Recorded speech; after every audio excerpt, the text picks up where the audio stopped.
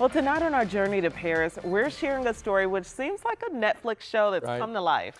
So you're familiar, of course, with Emily in Paris, right? This is an American who moves to France, gets a job, and looks for love.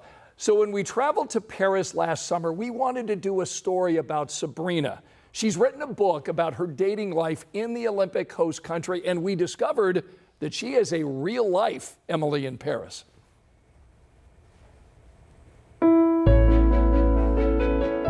My name is Sabrina Marzaro. I'm an Italian-American based in Paris, and I'm a writer. From the first time that I set eyes on this city, I felt at home, and I knew that I found where I belonged. Imagine living and working in this city. What is there not to love about Paris? It would be a dream for many, but it's real for Sabrina. I live right by the Eiffel Tower, in what I have built to be my little nest. Sabrina writes ad campaigns for companies. Her life sounds like a television show. A little bit like Emily in Paris. And then writing books such as my Swiping for Prince Charming and illustrated tale of women's search for love in the city.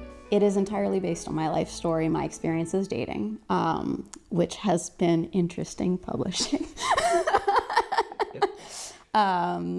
Yeah.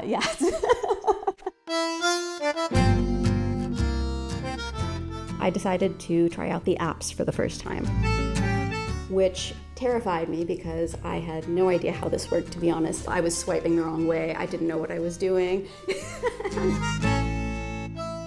She swiped and dated. Learning the rules in France are different. Here, traditionally, when you start seeing someone, you're only seeing that person, and so it's just sort of like inherently understood that you are exclusive. Sabrina wondered, in a city of 2 million people, would she ever find her Prince Charming? So I had a really enriching experience with ups and downs and whatnot, looking for my partner.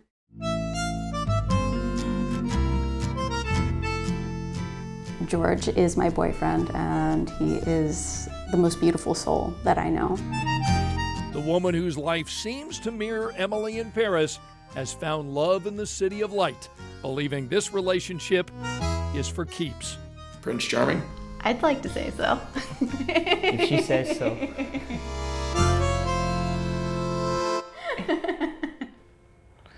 Oh my goodness, dating can be hard. Right. Are they still together? They are. In fact, they've been dating 2 years, and in April, they got married.